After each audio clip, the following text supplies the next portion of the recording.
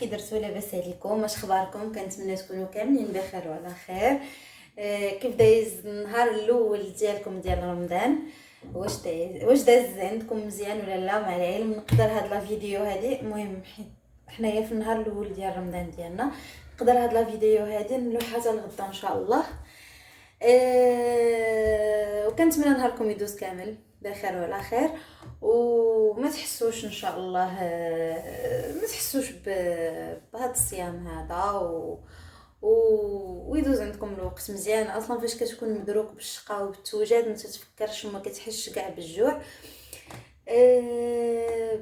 اليوم ان شاء الله غادي نشارك معكم الوصفات اللي غادي ندير في هذا النهار هذا، الشهيوات اللي غادي نديرهم. وغنبدا لكم بلاباط بغيزي بواحد الطاغطه بلا كريم باتيسير والبنان، ولكن لا باز ديالها هي لاباط بغيزي، وغنوريكم الطريقه ديال لاباط بغيزي كيفاش كتخدم. بالنسبه ليا هنايا درت 500 غرام ديال الطحين. ديروا 500 غرام طحين، ديروا كيلو ديال الطحين ضروري كديروا نص ديالو زبده. هاد الزبده هذه زبده سبيسيال ديال سونطرال، زبده حيوانيه.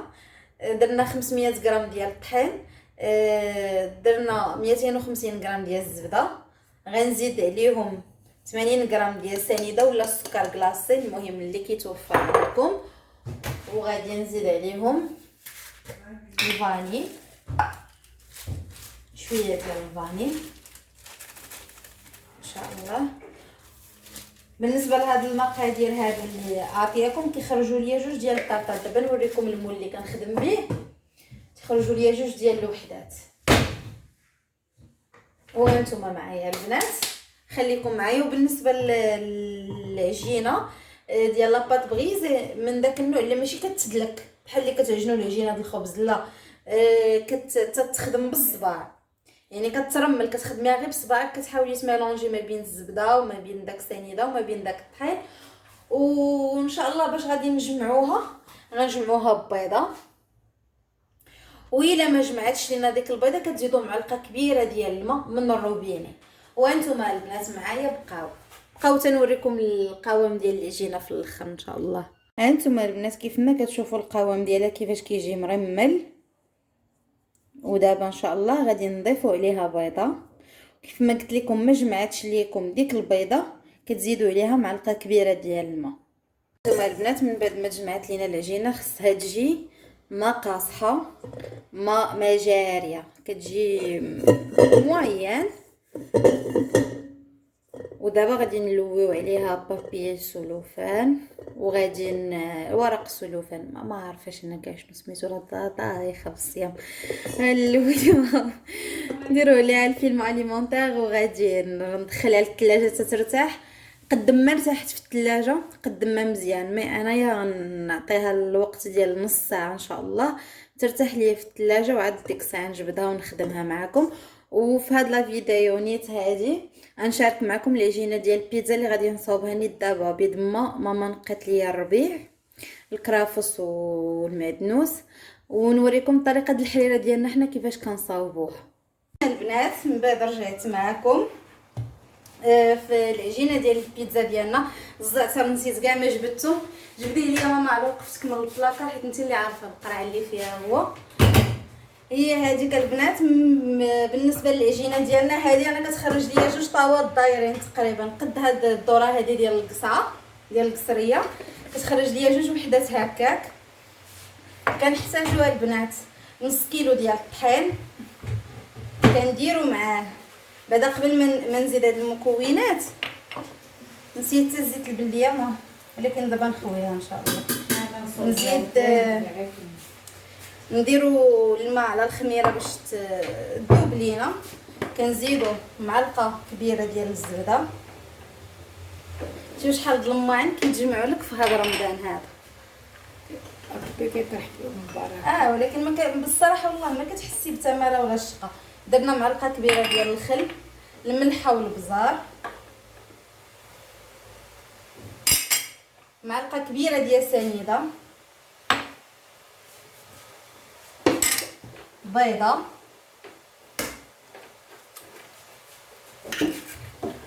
ونص كاس ديال الزيت البلديه والزعتر. انا عاد غادي نزيدو ان شاء الله.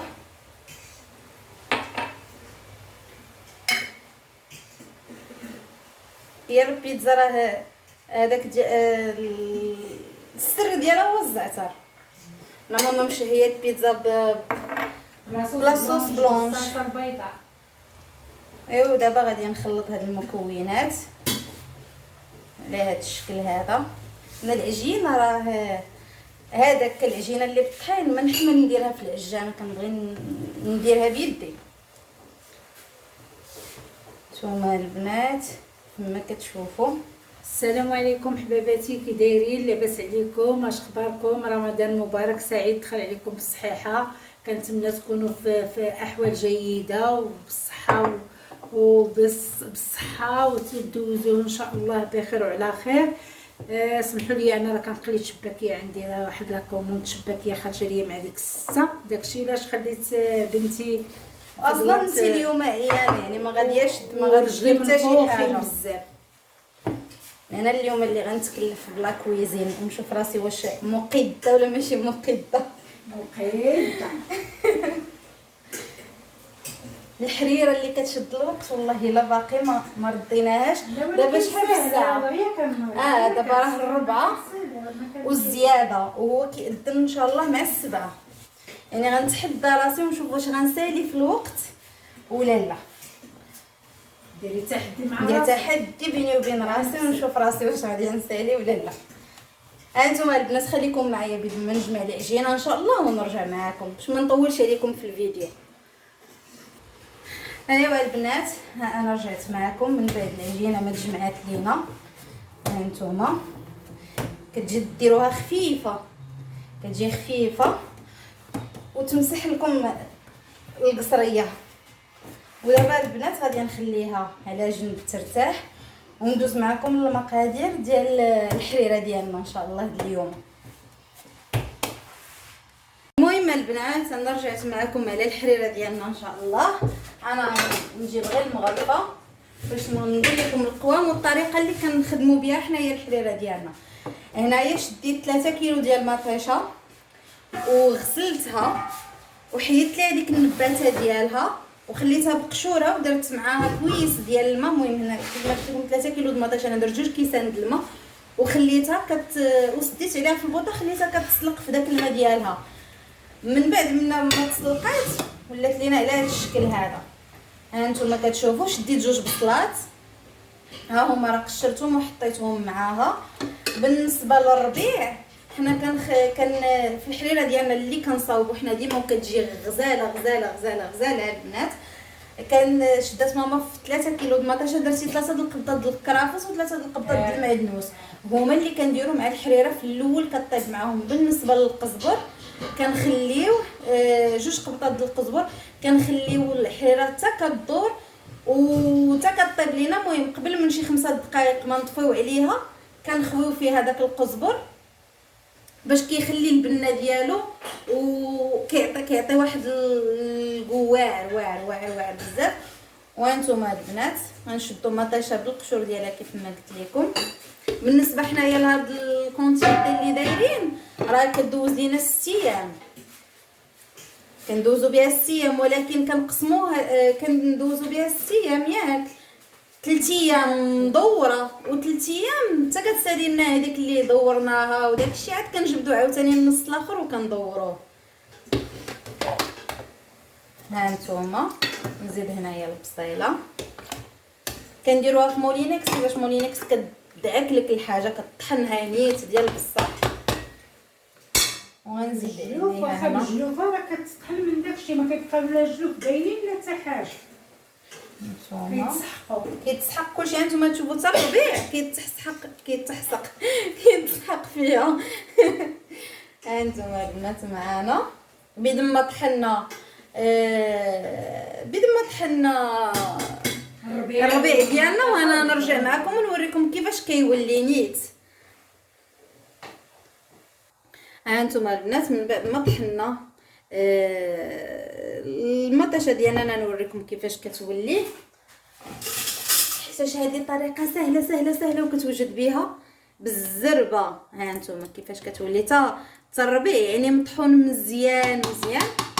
دابا غنخويها في الكوكوط اللي غادي نردوها فيها الطيب، ونكمل الطحين ديال هذا الشيء هذا ونرجع معكم البنات. من بعد ما طحنا الحليب ديالنا، راه هنايا زدت عليها الماء، ها نتوما شفتوا كيفاش كتجي. دابا غادي نضيف عليها المكونات الاخرين، نضيف عليها الحمص. هذا الحمص هذا راه مفزق، خلينا فيه قليله ياك في الماء. معروف الحمص بزاف ديال ما كاين اللي نقي، حنا ما كنقيوش.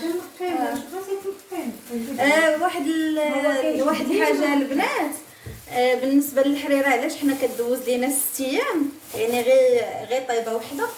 انا ما تناكلهاش في رمضان، اما فاش كيخرج رمضان راه كناكلها وما عنديش فيها مشكل. في رمضان ما فهمتش علاش ما تتبل، ما كان واش ما كنوصلش ليها، المهم ما كتبقاش تعجبني. يعني حنايا بينا 4 في الدار، كنحنقص انا زلافتي ما تتكونش، كيبقاو يعني كيوليو غير 3 في الدار اللي كيشربوها. داكشي علاش كدوز لينا 6 جوج. المهم انا ضفت كاينه التقاطر ضفت هذا الحمص. دابا غادي ندوز مع العطريه ان شاء الله. الوزاره ماما واش ما بقاش ما عرفتش نشوفي حيت بقى لي هنايا غير شويه. غنشوف شحال غادي يدوز ليا.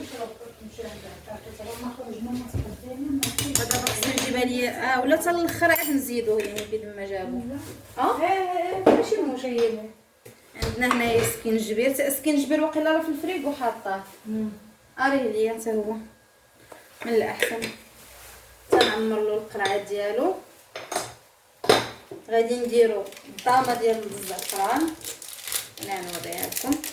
هادي شوفوا واش كتشوفوها هادي البنات. هذه نزيدها، وعاد غادي ندير خرقوم ان شاء الله.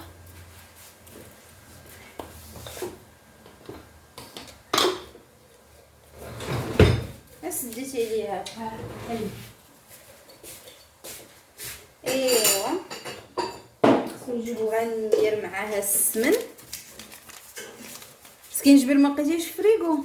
ما درتش ليا في الزبور، كاين غير في الزبور كنت مطاحنه فين راه ما جبنا حتى حاجه مازال ما تسخن. دونك كندير هذا الشيء هذا ديال السكينجبير اللي كاين. نورمالمون خاص تكون معلقه كبيره من الحار، الا البزار اللي ما زعما ما تكثروش منه بزاف. بالنسبه للملحه غندير معلقه كبيره حيت باقي غادي نقسموها وغادي نزيدو فوق منها الماء. المهم البنات انا غنوريكم الطريقه ديالها كامله، راه تلفت بدا لي الصيام.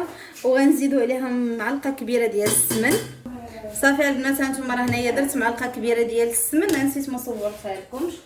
وغنزيدو زويته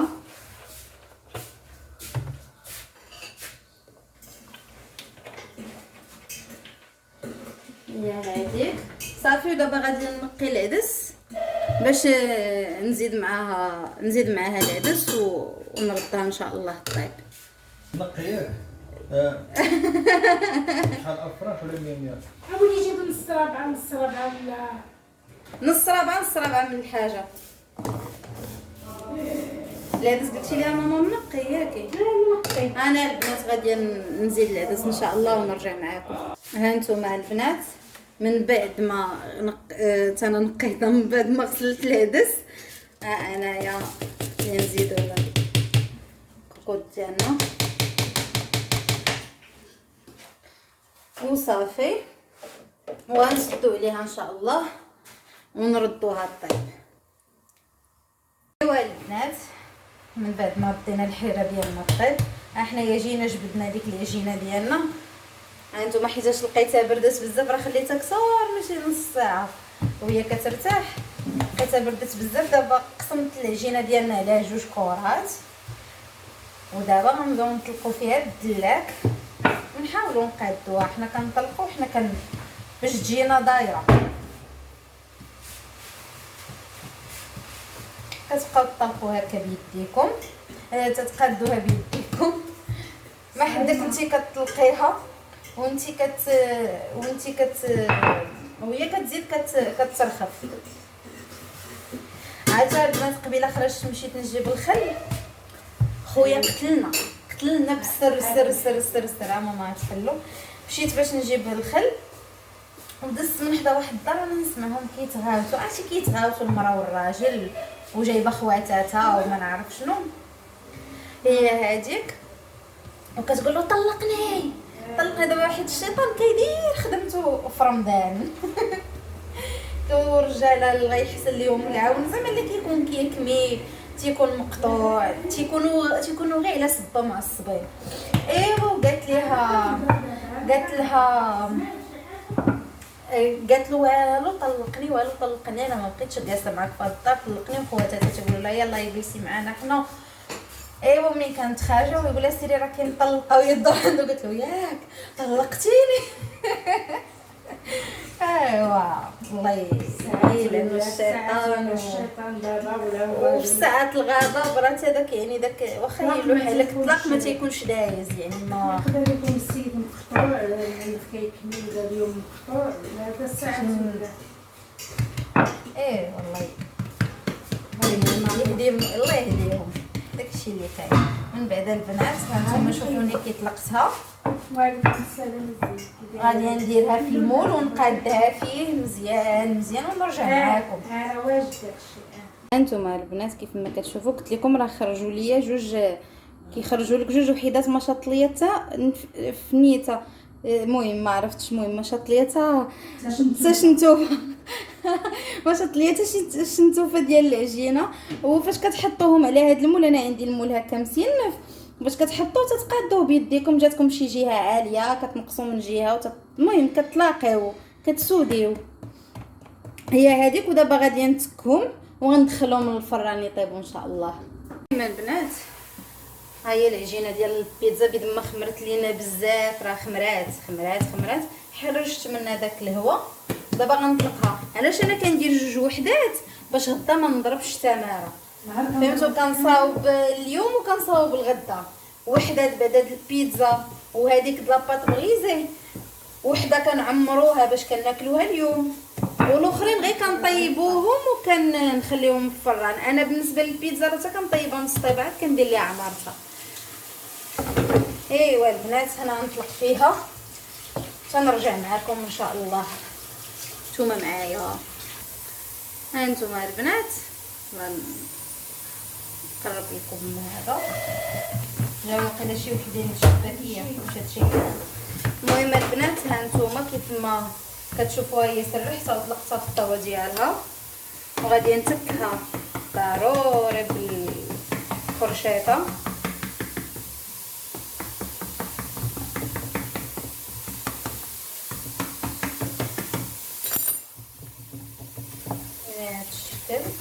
المهم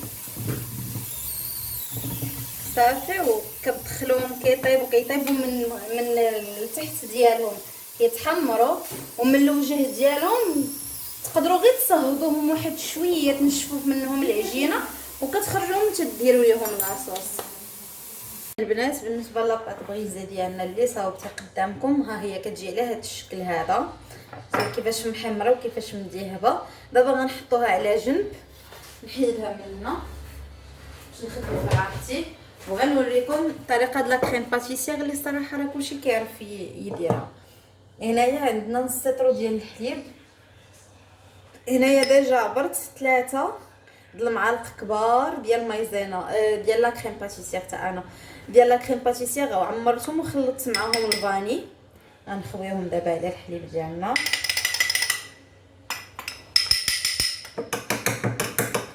وغنزيد عليهم السكر سنيده، نزيد 4 المعالق، المعلقه الاولى، المعلقه الثانيه، المعلقه الثالثه وهكذا.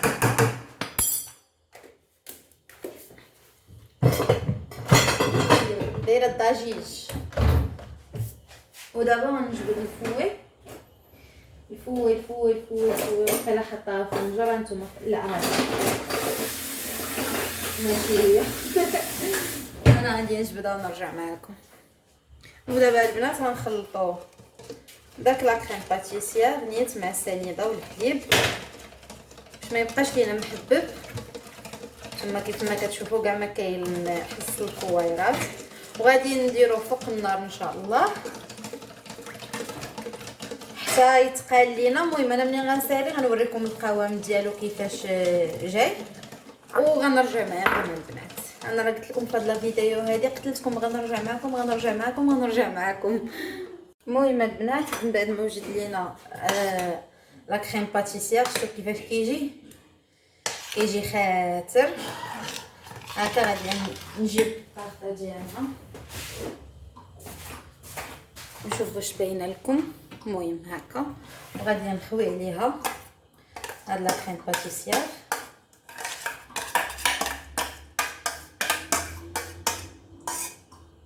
بارك يا عمر.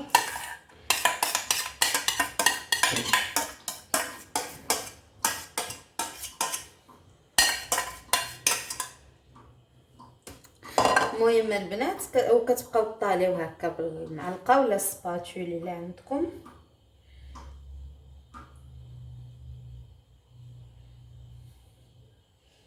نتوما شفتوا. وبالنسبه للتزيين الا عندكم اي فاكهه مثلا فخاز كيوي اناناس بنان تفاح اللي عندكم بغيتو تفينيوها من الفوق كديروها كيبقى لكم نتوما الاختيار. حنايا عندي البنان غادي اصلا يعني منين بدينا كنصاوبوها حنا كنصاوبوها غير بالبنان. وبقاو معايا تنوريكم الشكل النهائي. البنات كيف ما كتشوفوا معايا انا قطعت البنان هكا دوائر ودهنته بالناباج من الفوق باش ما يكحلش ليا. ودابا ان شاء الله غادي ندخلو للفريغو الثلاجه ولا الفريغو المهم باش يلاه كتبرد وتتاكلوها مع الفطور بارده. وبقاو معايا باش نوجد معكم لاصوص ديال البيتزا اللي غادي نصاوب وهانتوما معايا. المهم البنات بالنسبه لاصوص بلونش اللي غادي نصاوبو دابا كنديرو درتي معلقه كبيره ديال الزبده في معلقه كبيره ديال الطحين جوج معالق كبار ديال الطحين في لا كريم فريش هاكي. المهم كتبقاو تخلطوا حتى كيذاب الطحين.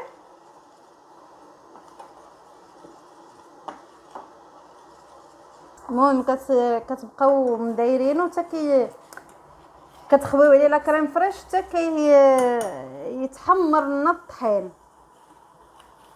كيتحمر يعني اللون ديالو ديالو مع الزبده كيذهب كتحسوا بلي راه الطحين طاب.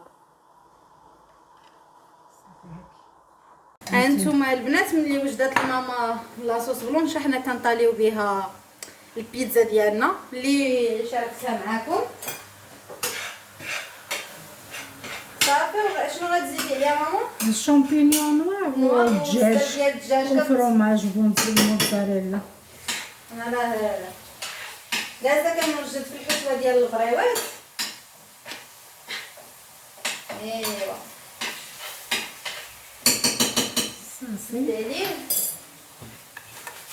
هانتوما من بعد ما هذا شحرنا هاد الدجاج قلتي لهم الطريقه لا دجاج مع مليحه والبزار والشامبينيون نوار. نتوما راه البنات ديجا فاش دارت لاصوص بلونش حكات من فوق منها الموتزاريلا. هاد الموتزاريلا راه ميكس فيه الفرماج احمر وفيه الموتزاريلا. انا كاع كنخلط في الحشوه ديالي باش نعمر ان شاء الله لي سيغار.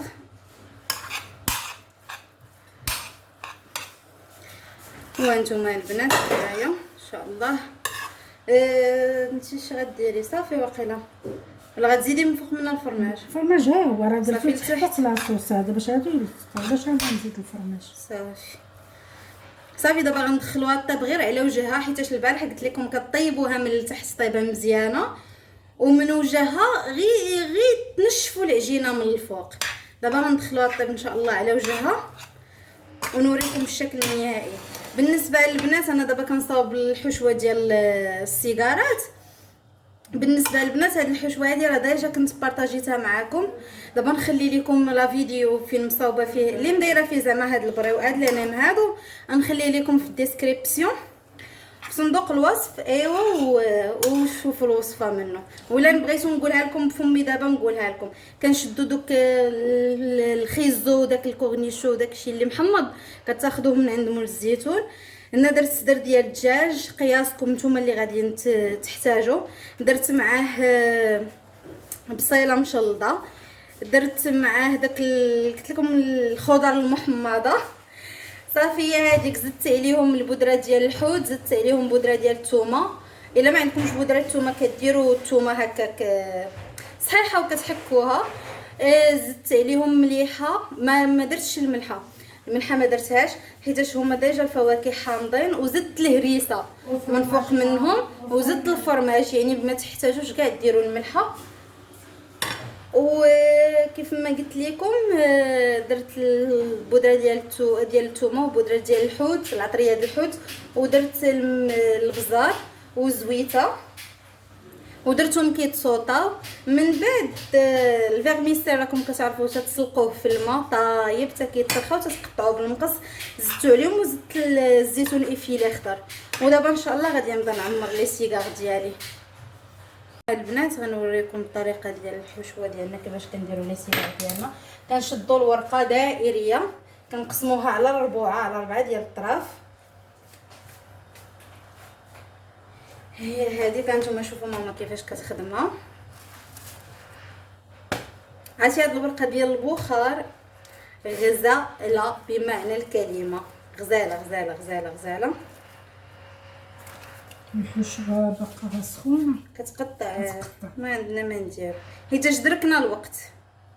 اش فين غنحطوا ريدنا السنطاوه دركنا الوقت البنات. انا باقا تنحل مرة خدمات وحده.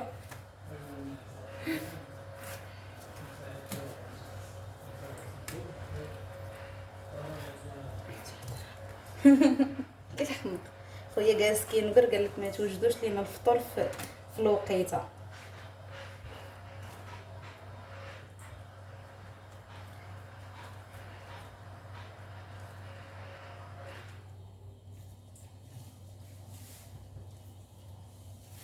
حليتيهم انت هذيك؟ انا ما حليتهمش كاملين. غادي نحلك. هانتوما البنات ديري الطريقه الشكل ديال الآخر الطويه حسن. ساهله. لا بالعكس هذه عجبتني صح. سهله على الشكل لا الاخر دوك الجناب كيبقاو خارجين، ماشي مشكل. اما الاخرى كتجي مفينه زوينه.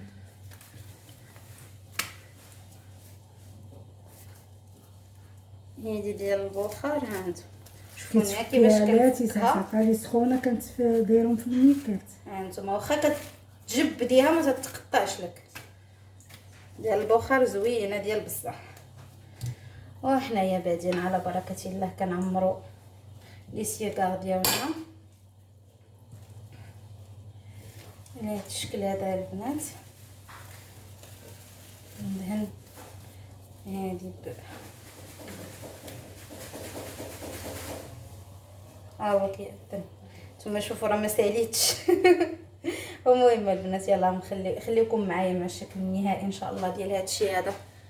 المهم البنات جيتكم دابا مع الشكل النهائي ديال الوصفات اللي صوبت لكم وشاركتهم معكم في هذا النهار هذا. بالنسبه للتحدي اللي عطيتكم قلت لكم واش غيقدني الوقت من هنا للمغرب، ما قدنيش الوقت يعني ما عرفتش كيفاش نجاري الوقت ديالي. هذه هي الطاقه ديال البنان ديالنا اللي شاركتها معكم انتم كتجي على هذا الشكل هذا. هادو لي سيغار ديالنا طيبناهم في الفران ما قليناهمش. فاش قبل ما تدخلوهم يطيبوا دهنوهم يا بالزبده دايبه يا بالزيت. الزيت من الاحسن حيت الزبده كترطبهم. الزيت قالت لك ماما كيخليهم مقرمشين. هادو المحينشات ديالنا راه كاع ما شاركنا معكم الوصفه كنعتذروا حتى ان شاء الله نصاوبهم معكم مره اخرى. هادو مطيبينهم في الفران ولا هما البريوات. هانتوما المشاهدين هادو هما البريوات ديالنا حتى كيجيو صغيورين ومقرمشين غزالين. وهذه البيتزا ديالنا حتى هي جات حتى هي غزاله غزاله غزاله. كنصحكم انكم تجربوا كاع هاد الوصفات اللي شاركتها معكم اليوم، وكنتمنى لكم فطور شاهي، وكنتمنى نكون خفيفه على قلوبكم ان شاء الله دائما غنبارطاجي معكم الروتينات ديالنا حنا في رمضان والوصفات.